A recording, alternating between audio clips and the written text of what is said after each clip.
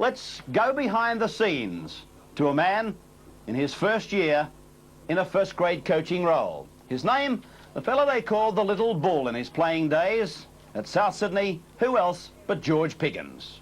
George, it's now some 8 years since you stopped playing. What have you done in that time? Oh, well, I just shot myself in the business, really. We've got this nursery here, and I had a trucking business and sports schools. The last 8 years I've been pretty busy. I've just concentrated on business, really.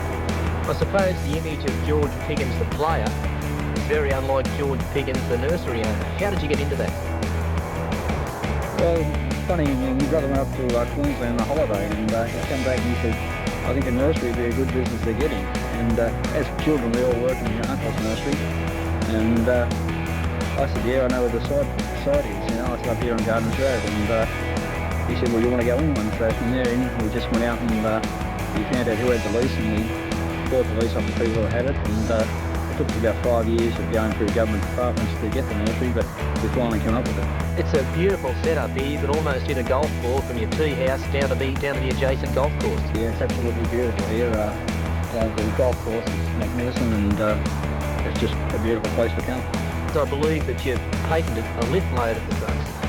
Well, I have a transport business, and the thing came about that if you didn't put it into a van, you're going to lose the contract. And I had to set about designing something to put the product in a van. And I came up with this idea of loading the product on a lift loader, which allowed me to cart 40 pallets instead of 20, which made me pretty competitive against the opposition. And that way I finished up getting the whole transport business off the company.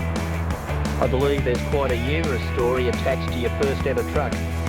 Yeah, I bought it at about 3 o'clock. I registered it, I insured it at 4, and I wrote it off at 5. George, you've developed an affiliation for horses to the point where you're now a registered strapper with Les Bridges stable. Yeah, I like race horses. As a young bloke, we used to have them at home. And one day when the coaching was finished, I'd like to go into horse training.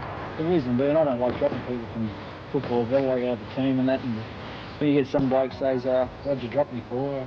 Like, you got to give them an answer. Well, like, and you get blokes to do heaps of tackles and that, and you think, well, I've gone for a little bit more attack and that, and you drop him. Well, you can't give him much of an answer, and I don't like that. And horses can't talk back. Well, I can't. Just put him in a can of pellet, I can't, right?